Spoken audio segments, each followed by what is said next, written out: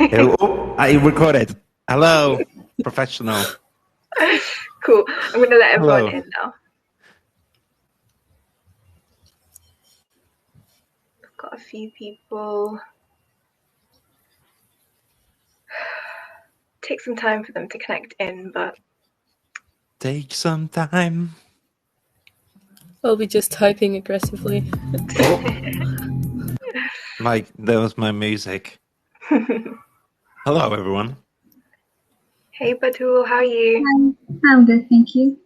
How about you? Good, thanks. Hi, Hello. Fideke. Hi, Varun. Hi, good to see you all.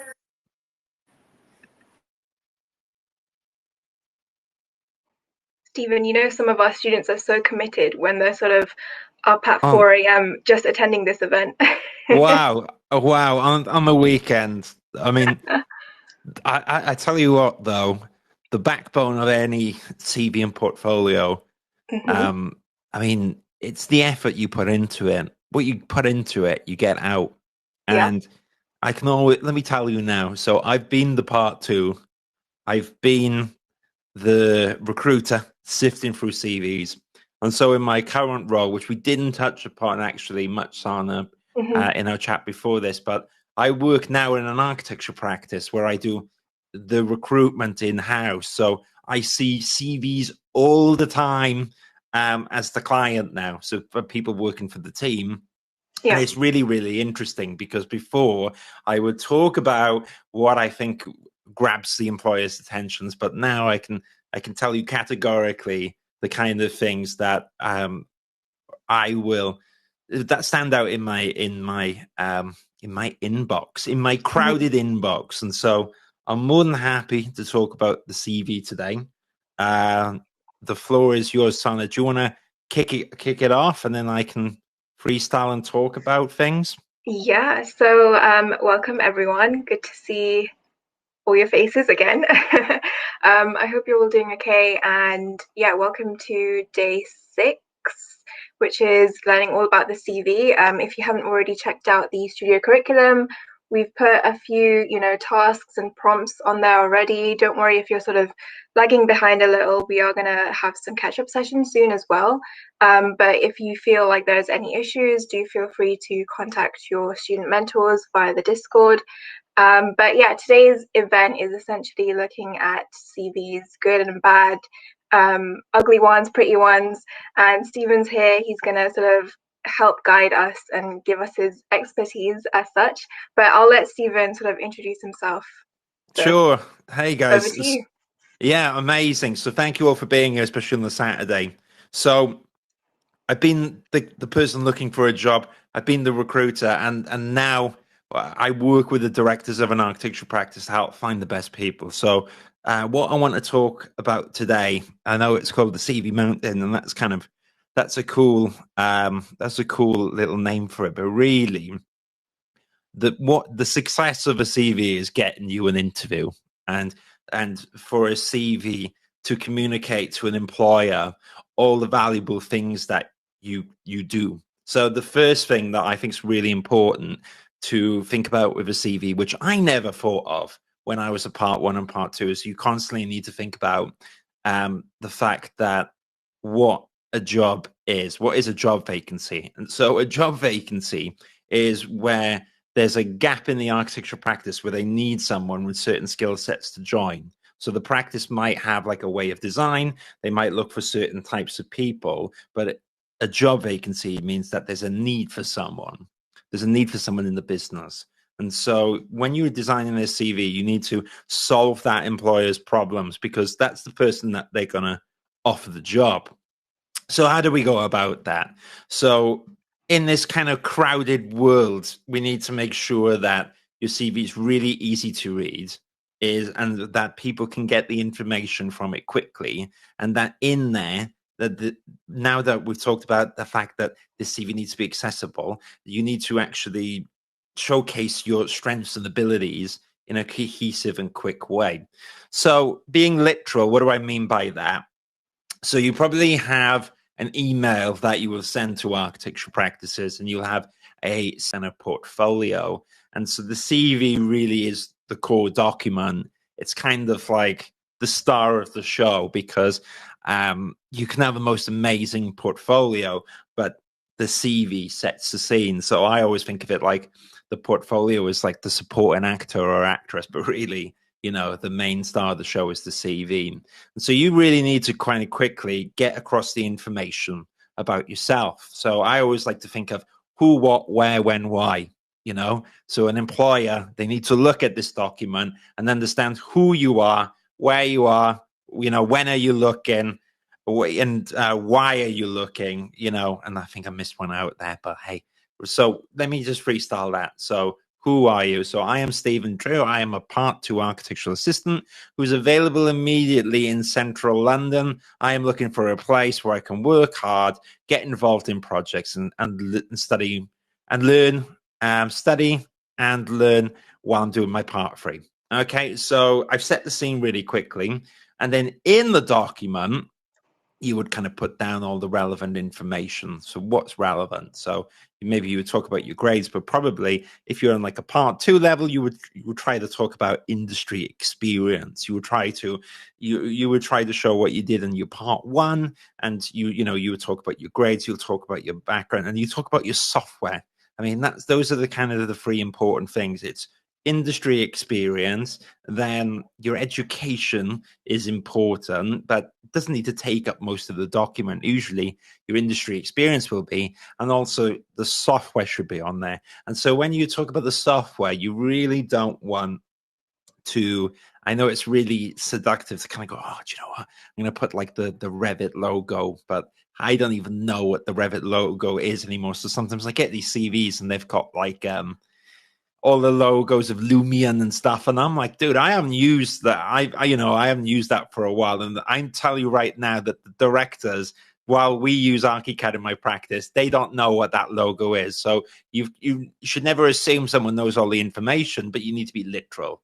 So, for example, if anyone in this room used ArchiCAD and you used it for a few years, that's really valuable information to my architecture practice. So you always want to communicate quite literally the information to get the point across. So when you talk about software, probably you want to put at the top of the list the ones that are going to be really important, and that's usually going to be BIM right now, because a lot of practices use Revit or ArchiCAD, and then you talk about the CAD underneath, and then your 3D modeling software, and you can kind of put like Word at the bottom, because we all know Word, but you want to get that information across. So again, I'll kind of go over the theory. I'll recap my theory, and then Sana, we can get a few CVs up here. But just remember, when you're designing this CV, that you are trying to tell that company. So if that company is advertising for a Part 2, and hypothetically, let's pretend you're a Part 2.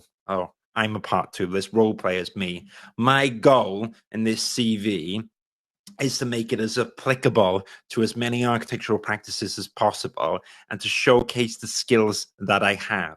So if I know Revit for 2 years, which I did when I was in industry, then I'd want to communicate that. But it's really important to communicate who you are, where you are. So put down your postcode. Make sure that your phone number's there. I had a CV the other day that didn't have a phone number. Do you know what I mean? I was like, what?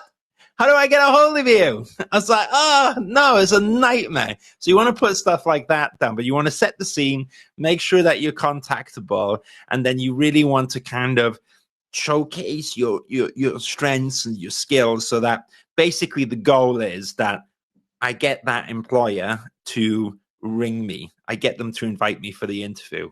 Because in the interview, you'll need to you'll need to have that conversation, but the CV is so important to get you that interview. And also, if the stronger the CV is and the easier it is to use, then in the interview, the CV is kind of the conversation piece, isn't it? People go like, oh, it says you've done 2 years in Revit. Oh, yeah. And also, references can be great at the end as well. And so you got 1 or 2 references. They were quite important. And there's many other aspects of a good CV which can be useful as well. I'll tell you another quick thing before we put on a CV. Try to be as literal as possible. Okay, so I think that it's really important in the CV. You can talk about your interests a bit, but go in with facts, you know. So you want to talk about the fact that you know Revit. You want to say that you've worked on a residential scheme on your part one. You want to say that you went to Manchester University and got a first, you know, and maybe at the end, if some way you can say like, you know, your interests, which may be sports or whatever, a little bit down the corner, because sometimes that can be a conversation piece. But you want this document to really be useful in communicating information. So what is an example of like a document which is like got poor use of like it's not very good?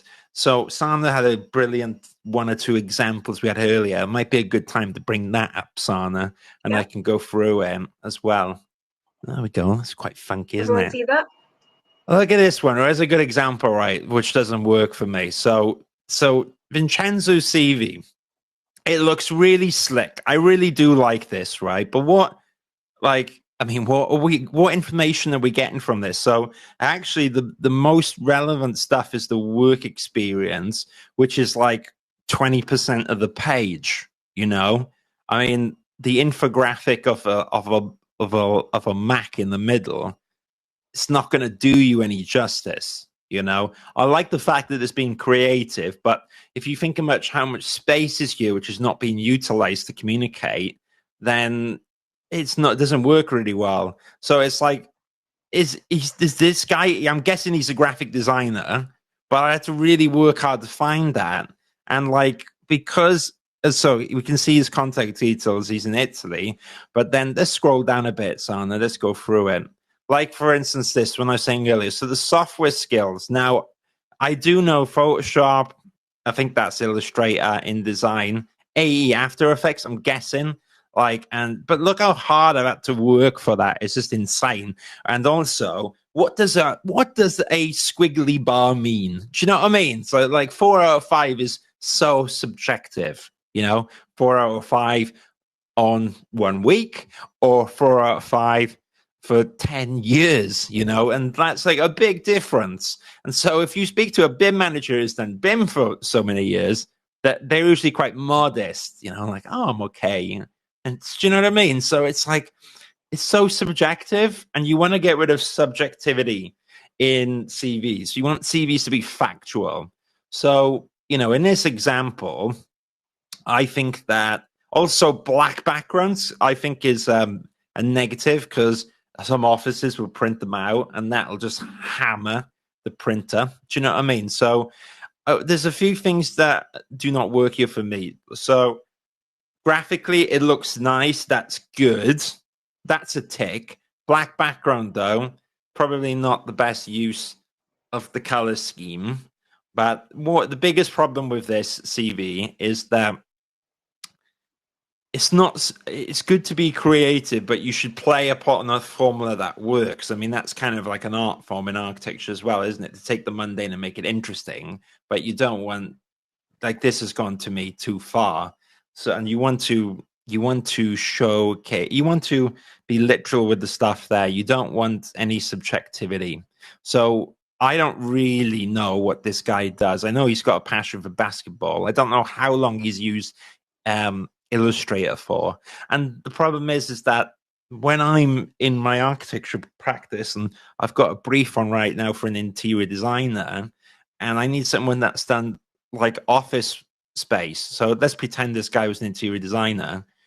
You know, the only bit he says in 2011, it just says he's done the development of academic projects. It's just like, can you imagine like all the stuff you guys learn in a year is like insane? And like, actually that bit should be really expanded. So I think that this is substance over, you know, this is style over substance. Sorry, I messed that up. Style over substance, right? So you need the substance there. All right, Simon, let's try another one. Let's see if you got a good one for me. Oh my God, this one's terrible. Let's have a look at this for a second. So, I mean, can anyone here speak in the crowd, or I don't know? Does anyone want to jump in? What do you guys think about Magdalena's CV? Well, there's not very much there, is there? Nah. At all. Bingo. Who's that? That was me, Vince. Hey, Vince. Oh, Vince. Fucking rock and roll, mate. What you put your hair up for? That's no fun. Let's get that going. It's like Soundgarden over here and getting flashbacks. When I saw Chris years ago.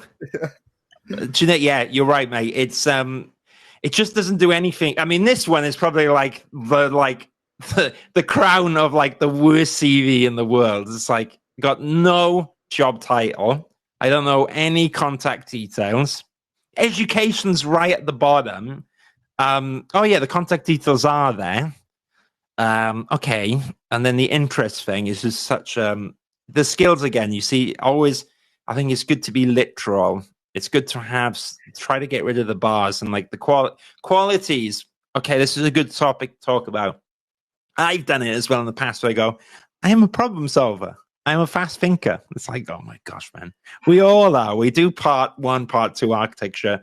We all got those skills. So try to communicate your qualities with the responsibilities that you've done. Okay. So the fact that if you got a 2-1 in architecture, that to me shows that you are creative and you can do this stuff, or, you know, working any awards that you've done, you know, anything extracurricular is going to be much stronger than saying you're a problem solver. So I'll tell you a good example. When I was doing recruitment, that people who were very competitive and good at sports would be good for that role. Or for instance, when I'm hiring now, one of the ladies that we hired, she was amazing and she was really passionate about fine art and had all this work that she's done. And that illustrated that she's creative. And then the directors talked about that. So you don't say your qualities by just going, I am good at timekeeping. Maybe you would say something like, I ran a course like Sana's running scale. I mean, that to me requires a lot of coordination, but you see, it's like doing stuff like that.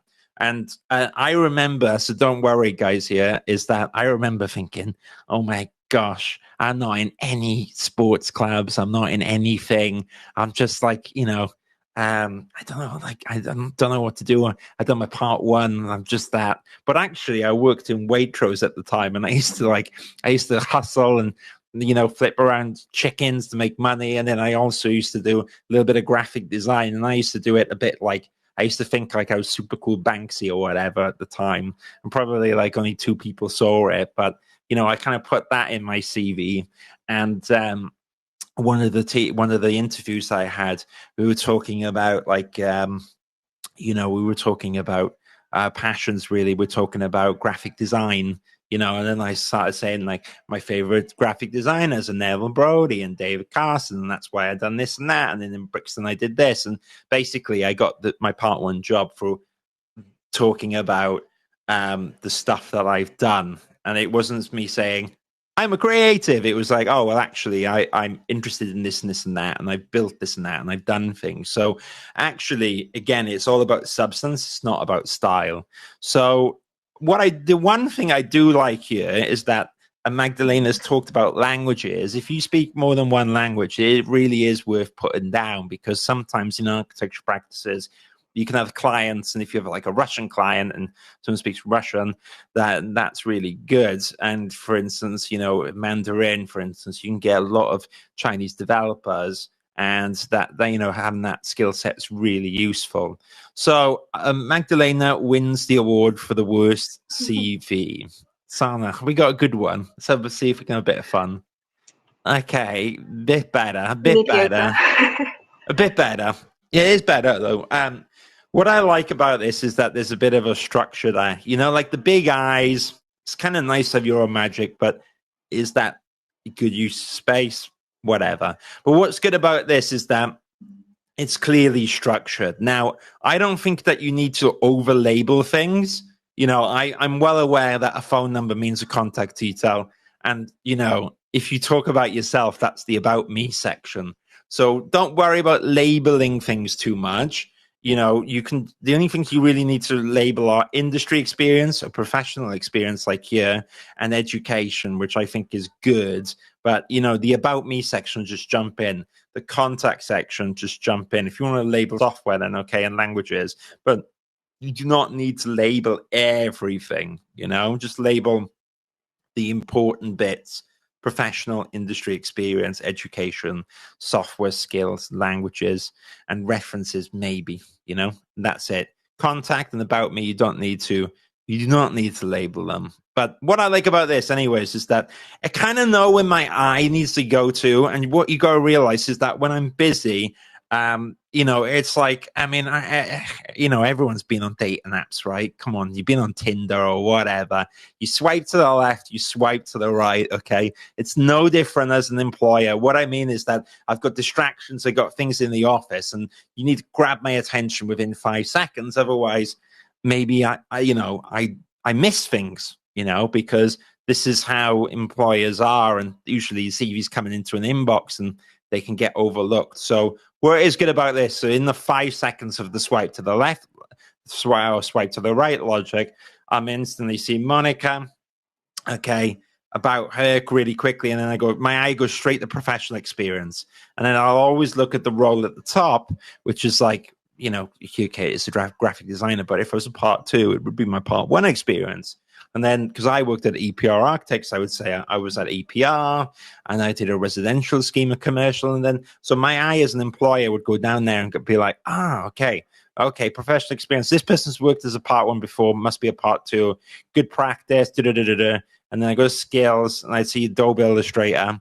And if for instance a CV came in right now and it goes to skills, because we use ArchiCAD, I'm always looking for ArchiCAD. So first thing I'll do is go to professional experience, go, okay, this person's like a part 2, and then I go, okay, ArchiCAD, that's really cool, and languages, that's really useful, and then I'll look at education. And I'll be like, oh, yeah, Manchester University. Or, for instance, I know the directors come from Oxford Brookes, so they won't admit it, but they have a bias towards Oxford Brookes candidates. Do you know what I mean? And so I'll be like, oh, yeah, okay, cool. And then from that, basically, I've really quickly got a snapshot of who you are, and that's the whole point, because in the interview, I can really ask the questions and flesh it out to someone if they're the right fit for the architecture practice where I work. And you can test that in person, but the whole goal of this document is to get you an interview. And what's really good is that it serves its purpose on that, because I saw the professional experience really quickly. I can see the software, I can see the education, and it just works. And the contact details are there if I want to ring someone up. So it actually functions really well on that, And so, like, in this talk, when I go, it's like, you're all the architects of the futures. You're all excellent designers, I'm sure. Okay. So, you can have your own little magic on the graphic design. And I'm, I think, like, my role is not to kind of say, you should be size 12. You should be da-da-da, because you've got to add your own magic to it.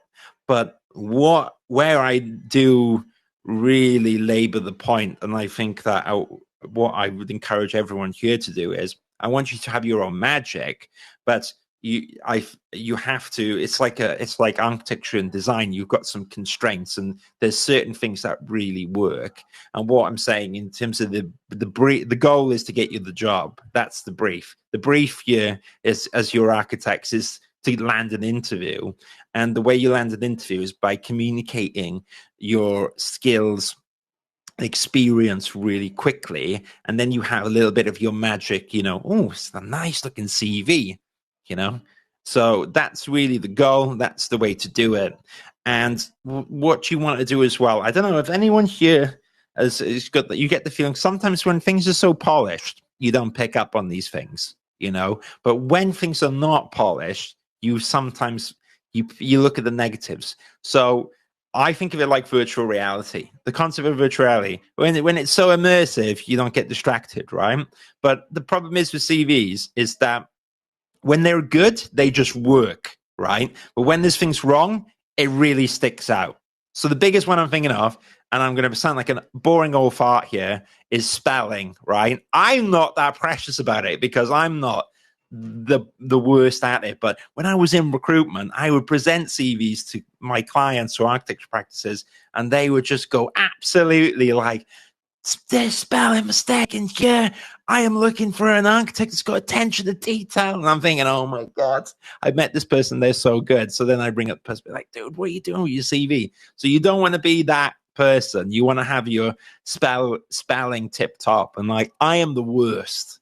But we're in an awesome world right now where there's like a tool for everything. So get that Grammarly, get all that things going, and just make sure that no one's going to pull you up on it, you know? So, all right, I'm just trying to think now. Do you want to have a look at, have we got another example, Sana? We're steamrolling through it. And then what I might... Not anymore. I don't know. I don't know if anyone actually wanted to share their own and get some feedback. I promise I'll be constructive. I want. This is your chance to do so. No one's going to judge you. Yeah, I don't roll like, I know Bartlett's in the news right now for, you know what I mean? Like, don't worry. My goal is to get everyone to get a job. Cool. Varun, do you wanna share yours? Actually, I wanted to show. Just before showing, I want to say, like, I've learned a lot from Steven, like, this past couple of years with all the videos. I love your energy. Like, oh, cool. The initial energy is just amazing. So, thank you. This resume is like 2.5 years old, so I've not updated. Yeah, don't worry. After I watched, I like written all down, but I want to update it. And I want to say my problem is, like, I have a couple of years experience. Yeah. But right now, I'm studying masters, like just 2 months it will be over. And with all this experience, I'm applying for a like very basic role. And people, when they see my resume, like, is this even real? Like, why? So that's what having a problem. I just share. Go on. Good for you. Yeah, share. Don't worry. 2 months, you'll be back in the real world. Okay. Ooh, Inception. Oh, I think I've seen this. Is this on the social? No, I'm going. I don't think so. Oh, I'm going crazy. Anyways, right. Okay. I mean, it's functional, isn't it? You've got like, okay, so yeah, the only thing I would do straight away here. Okay, I can see that you say you're seeking a role of intern architect at your firm. You just probably, like, top of my head, I would just put like, I'm being a bit crazy, but you know, imagine if you had like your name on the other side, then you could put like, you know, I'm an architect, or you know, I'm an architectural assistant. We've got to be really careful when you use the word of intern architect, because that's so subjective. So like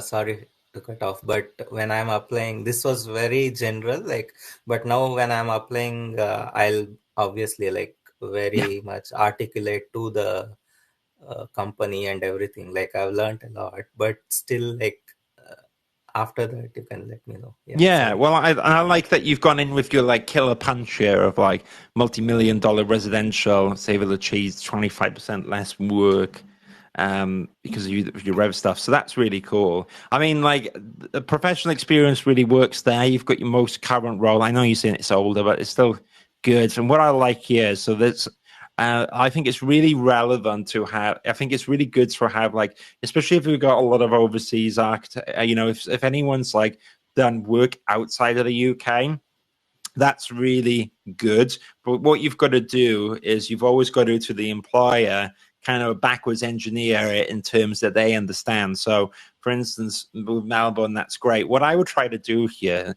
is I would start talking about the work you've done, Varun, in like Reba stages. So you would say Reba stage equivalent 1 to 3, you know, front end. Because what that does is it really illustrates that you have an understanding of UK building regulations in Reba. So you always want to make it as relatable as possible to the UK, especially if you want a job. I am in Melbourne currently, so maybe it won't apply for me, but I Probably, understand. probably not for you, but just a general point. I was just in my head. I assumed, but like, if you're in Melbourne and you're like looking for a job, then that's It great. will be like a graduate architect. So I understand your point, but yeah, sorry for that. Yeah, fair enough. Well, to me, it serves its purpose. You said you're an intern architect in Melbourne. What I like is that you talked about your key responsibilities and achievements. To me, that's really good. Yeah, and you talked about your software, so that does really work. And then you've got your work from KGD in India, which is good, where you're a project architect and you've done shitloads of work. Well done. And WS Atkins. So to me, it kind of works really well. And you were a BIM architect before. I could tell. I was getting techie vibes. I love it.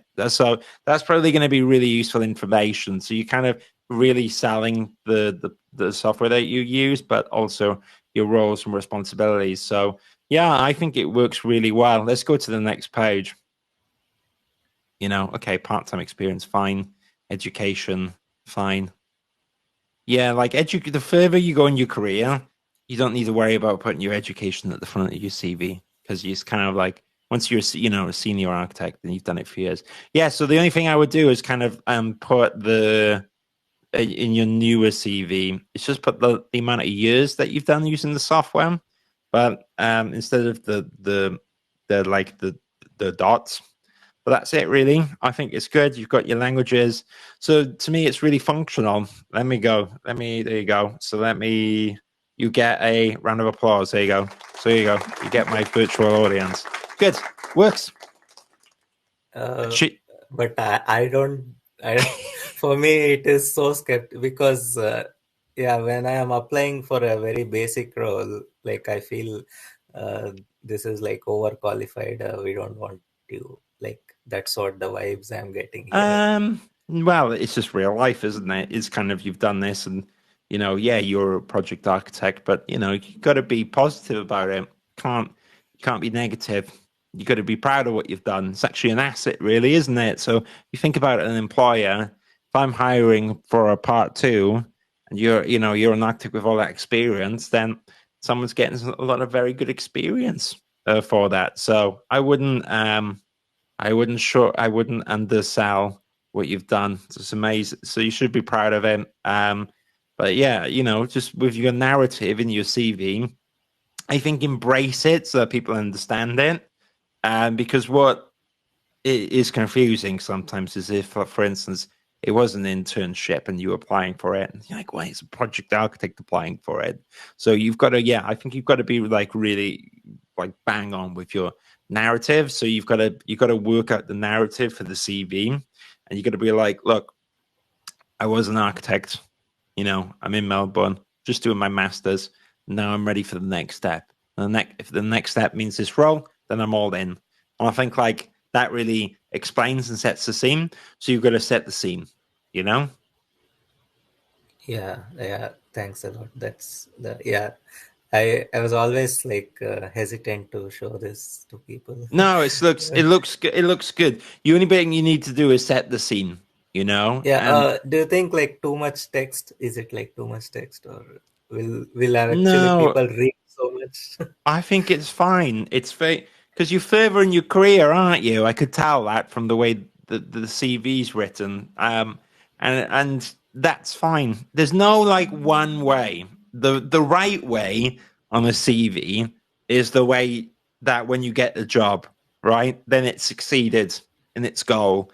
But there are certain things, certain characteristics that I've seen in CVs of people who get the jobs. Do you get what I mean? And I think like that this is fine and it makes sense. But for anyone else in this audience who's like a part one or a part two or different points in their careers, and it's going to look a little bit different.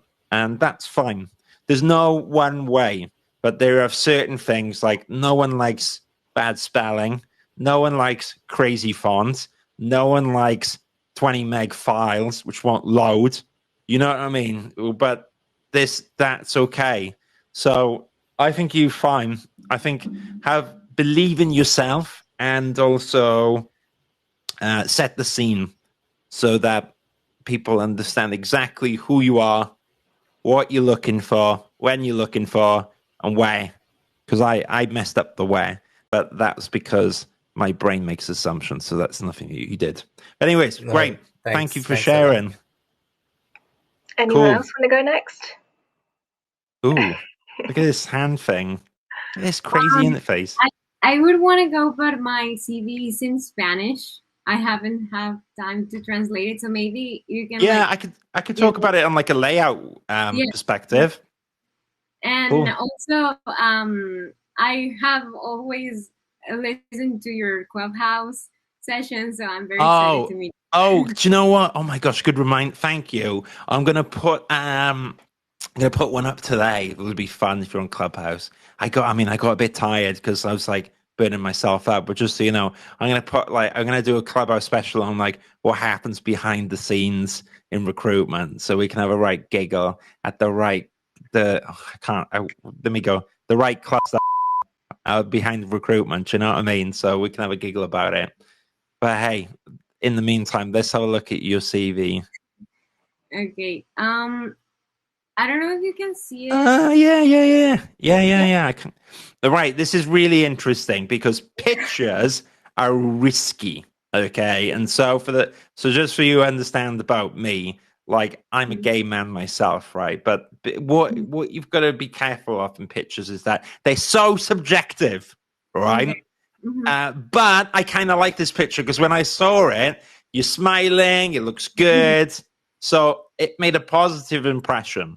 But people all in their life have unconscious biases, and that's something you have to be careful with. So I always imagine pictures are like, it's like the equivalent of like in poker of like doubling down. Do you know what I mean? It's like I am who I am, and bum, bum, bum, and so they can work, but they can really distract people as well. So I kind of like it. I think it reads well, but I'm just putting like a warning note. Do you know what I mean? Where I'm like, it can, if for anyone else in the audience, to not feel you need to do a picture. But in this case, do you get what I mean? I was like, so this person seems really friendly. So it kind of, to me, it worked. Anyways, so your name, student of architecture. You know, we got your experience here. So experience in projects. So to me, and then you got historical academia. Yeah, I mean, you got your profile. I mean, you probably, I think like what I would say here is we got to get the length of time you've used the software. That would be really good. You got your languages and you got your contact. That's fine. I mean, you could put references. I mean, I go again, like fully honesty here. Like now in this position, I think like references are so cool, but because they really illustrate that you believe in yourself and other people believe in you, and that you can always get one from your tutor. It doesn't need to be someone that you work with in architecture, but it can help if you have that. But it can also be someone that you've done something with. But when I applied, I would do references upon request. So but now in this position, I've learned that I think they would be good. So what I would say is get your software literally on there, 2 years AutoCAD, and maybe put Microsoft Office at the bottom, put Revit at the top because that's the most desirable piece of software. And then, I would try to put 2 references on there if you can. I know it's a bit annoying to arrange, but it will pay off, trust me, because I always go, there's someone's put a reference in. And I'm making assumptions here because it's because I do not speak. I only speak English. I'm a Welshman who can't even speak Welsh. Do you know what I mean? So, but I'm gonna make the assumption of historical academia, and then you've got experience at the top. So this one at the top, is that industry experience? I'm still a student, so I don't have like any experience. Like here, I was like a social media manager at this school. Oh, cool. I also teach a class, so I just put that there. But it has nothing to do with architecture. And then I was like for 2 months an intern at an architecture studio. Yeah. But that's like very basic. So No, well. Look, well done. First of all, I mean, like I said, I was flipping chickens, but it got me the job in my part one because I think like if you've worked, it shows that you know you've always got to use the stuff you've done. So anyone in the audience here that hasn't worked yet, don't worry. Everyone's got to start from somewhere. But with like this, what I think is great is that you've done something that you didn't have to do, and I think that's really good, and you should put it there. I would be tempted though to. I think you're underestimating that short thing that you did for 2 months. Because I think that that shows you being in an architecture practice and that you're familiar with it. And so what I would advise is that you pull that out a little bit. So you say like, you know, for 2 months I worked hard in an architecture practice. I saw the project architect, because that's going to be a really interesting conversation piece. And I think that if you rejigged that for 2 or 3 lines, then that's probably going to be more powerful than the projects that you've got underneath. I'm guessing, are they academic projects underneath? Yeah, they are academic and some competitions that I've participated. Yeah, good. Yeah, I think that's really good, but you probably could borrow some of that space and just move it to the HW architecture, because I think that any exposure like you've got is really handy, because as an employer right now, I know that you've seen an architectural practice, you know what I mean? So it's really valuable. So there's a lot of really good things in here. It's actually quite a nice CV. I think that once you get like the software on there, if you get references, then that's good. And then you need to just flesh out the HW architecture. And just say the truth, you know, it's 2-month internship, but you worked hard and da-da-da. And that's still really valuable. I think it's not bad, to be honest. And so good for you, you know, and you got your own style, and that's important. And I like it. So I do think that, you know, it's kind of, you know, good. It's good. Yeah. Great. Well done. Thank you. Yeah. No problem. You see, and everyone can have the different styles, you know, and there's no one way.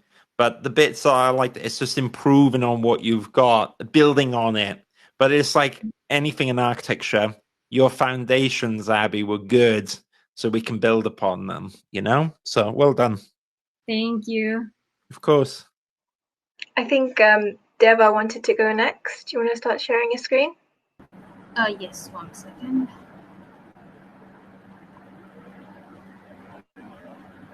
And then I think we can take some questions at the end, Stephen. Yeah, sure. Yeah, I've got plenty of time. Ooh. Can you see my screen? Yeah. Yeah. Maybe zoom in a little bit. So this is actually part of a portfolio that I extracted. Yeah. So this is where I had my first page of introduction, and then my education and experiences comes next. And I actually laid down my skills on the next page, and this is where the contents page actually came in. So Yeah. So for me, in a portfolio, this would work quite well. But you're right. I think it needs to be a bit more CV-ized. So, because where I worry about, because I reckon what you need to do is, I like the clean, I like your nice aesthetics, but what I wouldn't want to do is, say now, like I mentioned to you, I'm busy, which happens all the time. I wouldn't want like people just to get stuck on the first page. And sometimes like I'm really clumsy in my job. So for instance, the way that the software is on the 3rd page, imagine I don't see that, and imagine you've got that software. So I don't know, it reminds me of like when you're driving school, like my old driver, he was like, look, just because you know all the rules on the road, do not assume that the other people do. They're the idiots that are going to crash into you. And so in this analogy, I'm the busy guy recruiting in the architecture practice who's too busy or lazy to go to the 3rd page, and I wouldn't want your skills to be missed. So I'm sure you're going to do it anyways, but what I would do is a little bit like the CV before, I would take the magic of what you've got and put it all on one page. But just so you know, In terms of the content you've got here, I think that, the education, I like the picture of you again, both. It's very friendly, it's very professional. And in terms of the content that you've got, aspiring student, that's nice, but we should say where you're a part one or part two, because I don't quite see that yet. I know you probably add it. The contact details are nice, that's fine. You want to the education, that's fine too. So the education's fine there.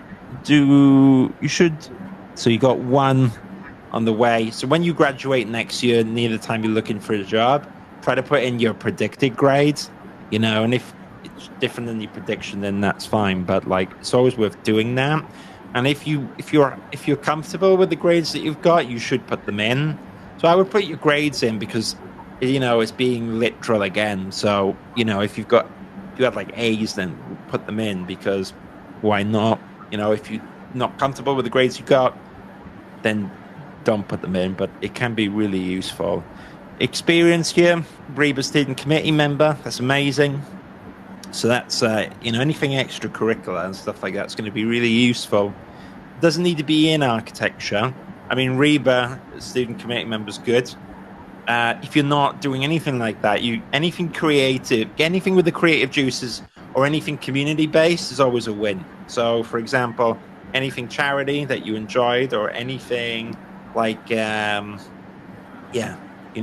graphic design, or any fine art, or if you have an Etsy store or something like that, to me shows that you've got creative and you can do something. So those stuff are really good as well. So I can see Solar Decathlon Middle East. So then what is that? Is that a competition? So maybe just say what that is, because I don't know what that is and I wouldn't Google it. So it's just tell me. It's always useful. But then freelance design is really great. So I mean, the stuff you've done is really good. So I think that as a first exercise, I know you said you're going to do it, is you want to just rearrange this stuff in terms of a CV and maybe just put a few of the grades down. But actually, looks good. Let's go to your software page. So, and then just here, put the length of times on your software, Sure. So I think you've got the makings of a great CV. Again, it's the analogy of I think that the structures there, we've just got to put it all on one page, or two. You can do 2 pages, but you probably can get this on one page. And what that does is it removes the scope for busy idiots like me not to pick up on things. So we wouldn't want them to miss out on that. But hey, look, especially where you are, look, well done. And I think you say you're studying till next year, so it's great that you're looking at this now. But I don't think you got any problems. Just got to repackage that CV. But well done. Thank you. Yeah, it's good. Well, that's good, isn't it? None of the CVs were like the terrible ones at the front. And I promise they'd be constructive, and it's quite easy. But what I like is you see everyone has different walks of life and everyone has different points, and you've got to have your own magic and your own personality in there. So, don't panic about when you look online going, oh my God, is it 1 page? Is it 2 page? Get the core things like the spelling, and trust me with the software, we should put the number of years that you've done it, because that really makes a difference. But there's a little bit of scope to the stuff that you can do where you can add your own personality in as well. So remember, all the stuff that I say here is like a guide, and you can add your own little magic, and you can do your own little thing. But the guide that I do is based not on what I think, because I am the all-seeing, almighty God or whatever. It's just because in my role, I've been privileged or whatever, in recruitment. I've seen loads of people who get jobs. I've seen hundreds of people who get jobs and thousands of people that have struggled. And there's patterns with the ones that succeed. And now, the people who grab my attention are the CVs that kind of hit home everything I'm looking for really quickly, It's really easy to have, and then also impress a little bit. You know, it's like, oh, it's a nice CV, and and then like anything that can, the directors are even more busy than me, and then if they can grab their attention quickly, then that's a bonus. So that's my kind of thoughts on it. Really happy to answer any questions that you have. Anyone at all? You can ask me anything. Oh my gosh. Listen. Hi. Hi. Hey, what's up? Hi, everything's good. Well, thank you for this. It's been really helpful. No problem. I just have one question about the software. So, how do we count the years of experience what we have? Do we have like kind of certification or just the years we've been practicing? No, well, you can just, so if you're a part one student, then I would assume it's the software that you've used, while you were studying. So you can, but then if, for instance, you're like a part two, if you could even say, look, I've done 2 years of Revit in industry and I studied it for 1 year, so I've done 3 years. And again, you can unpack this in an interview, but you just need to feel comfortable with what you're going to say. As long as it correlates, then that makes sense to me. You do not need to worry about certification. I have seen some people get certification, and you could do like a Revit basic course, and that could help.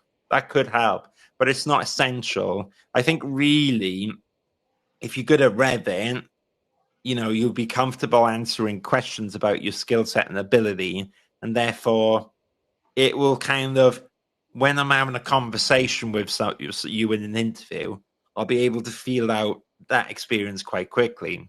So if you've used Revit for 10 years, you normally can be like, oh yeah, I've done this and that. And if I ask you a question about like, what's your opinion on, what they released in 2021 or 2022, and then you go, so I can really quite quickly work out if someone's like, it knows the software, even though I don't know the software, just from the way that they're answering questions. So in short, don't panic about that. Just kind of go, well, in my head, I've done it for 2 years, so I'm going to put down 2. Yeah? Okay, thank you. No problem. Any other questions? Oh, I've got a new soundboard for my clubhouse, by the way, Abby. So like this, I got my cartoon whiteboard. There you go. That's good, isn't it? Can you hear all that, right? Yeah. Vince thinks, who's this bloody guy if I can found off the street? Cool. If anyone has any other questions, please do go ahead. But I mean, as always, Stephen's happy to have a chat. I think through the social. If you're not on the social already, make sure you join. I'll leave you links as well. Oh, Abby's back. Come on, Abby. What are you thinking? I have a question, and it's for example, do you have to put everything that you've done, like courses or volunteering projects, or do you think that we should focus our CV just on the stuff related to architecture or related, like relevant? Yeah, good question. There's always like a weighing up point. And so like with your CV, I felt like it was kind of there. But what would be good is to illustrate a little bit more of the architecture. So I think the golden rule is that in CV, always put your most recent stuff at the top. So say now you've had like 3 jobs, actually the job that you've done most recently is going to be really relevant, right? Because that's probably going to be the most up to date. And that's going to be the one that you've done probably the most amount of responsibility, So I always think of it like this. When we were all being there in part 1, and the stuff you done in your first year, no one wants to see that anymore. Do you know what I mean? It's like, because it served its purpose, and maybe you can put one image there, but you put it at the end, and maybe it will come up. But in an interview and on the portfolio, that actually is always your most recent project, which is usually much more profound. The only exception is that when you're a part 2, in an interview, they will probably talk about the work that you did during your part 1, not so much the work you just did in your part 2. And that's what's going to probably get you the job alongside your academic work. And the reason for this is because when people are hiring, they're basically they want to hire people who have worked in the industry. So a graduate will always, doesn't matter if you've got architecture experience, but if you have bonus stuff like you had, Abby, then it's going to be useful. But when you're a part two, they will talk about that industry experience, because if you're hiring someone, you want to know what they did in an architectural practice as a professional environment.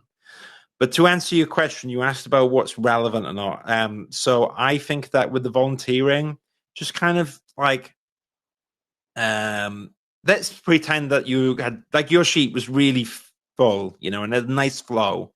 And I know what you mean, because if we start adding too much, maybe it'll go to a second page and you don't have enough stuff. So I think it's like everything. You've always got to edit it a bit, but maybe keep the most recent and most profound stuff. So the other CV that we saw here, which was like with the Reba stuff, that's kind of good because it's architectural, and so you would put that in.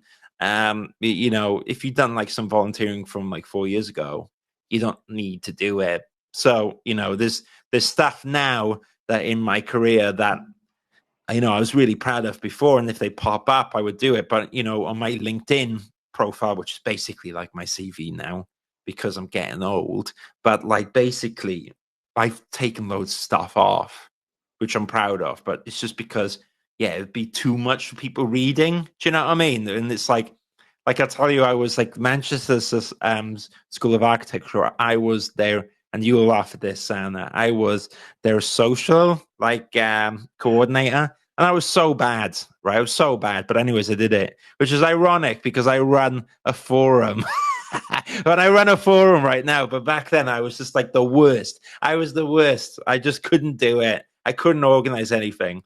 But anyways, I'm just digressing. But that's gone now. At the time, it was a big deal to me because it was for the Manchester Society and yada, yada, yada. But now I don't need it anymore. Oh, I just realized this is probably quite loud. I'm just shouting everyone's brains off. I turn it down now. Sorry. So you can edit things, feel the flow. Another example in the CV is like, if you've done volunteering, you don't need to say you've done it 5 times, because what you want to do is you want to labor the point that you've done something. It's kind of like in a portfolio. If you see 5 axos, it's like, dude, I know you can do an axo.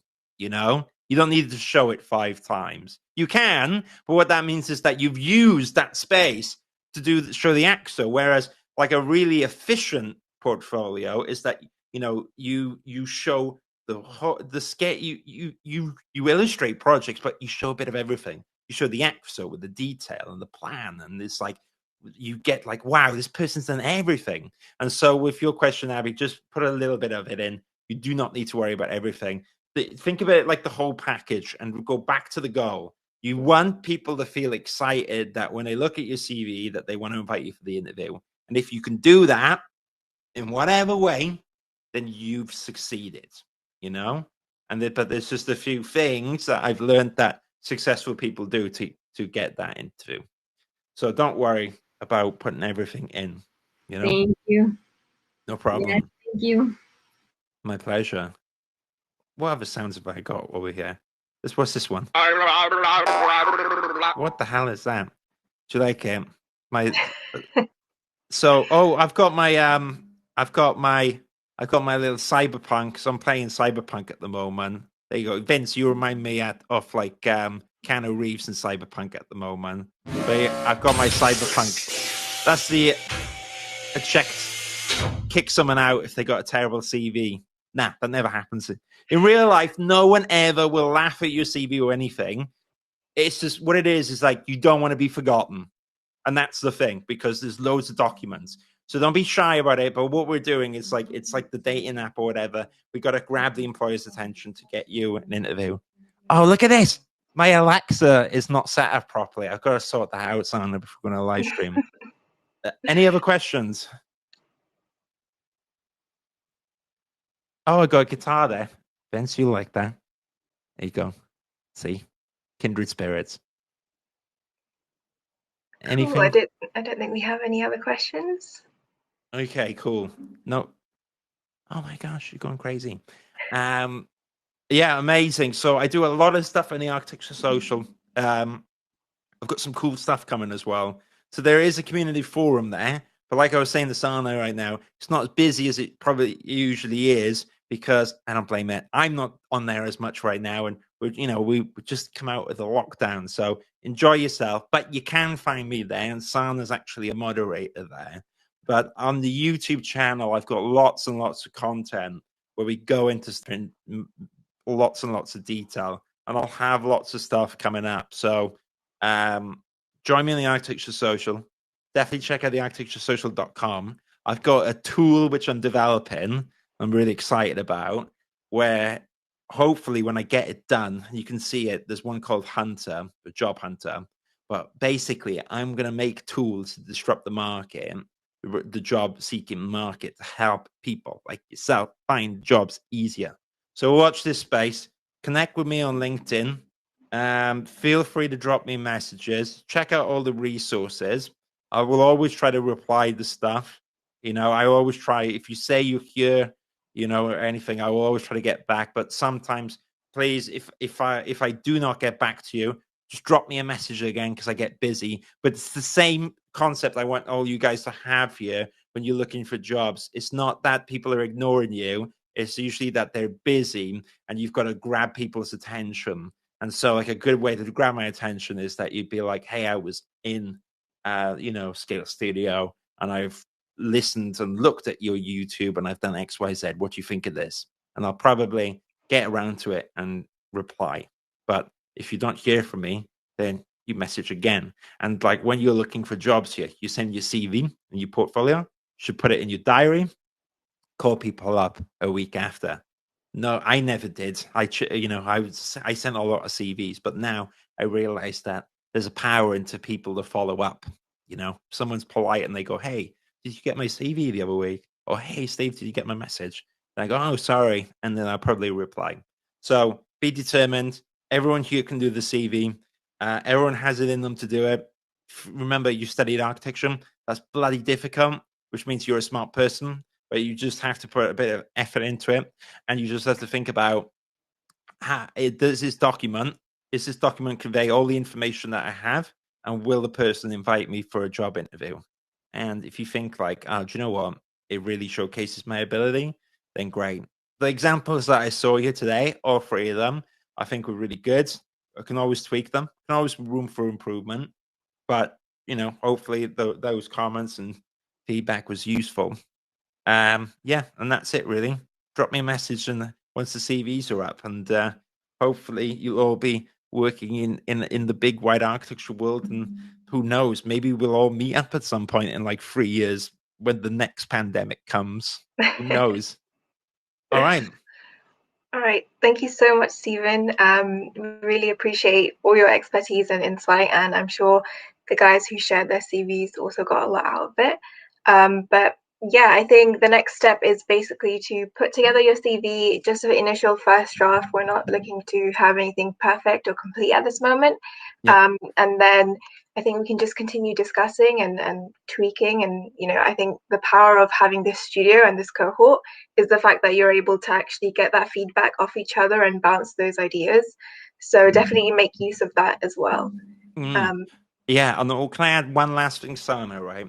So, like I was talking about, the Architecture Social is a bit quiet at the moment. It's a really good opportunity for people to do stuff. So if anyone wants to speak to Sana about projects, then that's probably a really good time to do it as well, because after this, Sana, I imagine that you have a bit more time. But where am I going with this point, right? So you are all here, right? You chose to be here on Saturday. You weren't sitting on your ass playing Cyberpunk like I was an hour ago. Sorry, but I gotta have a little break. But you chose to do something, and that's amazing. And the people that really do stuff, you will go really far, okay?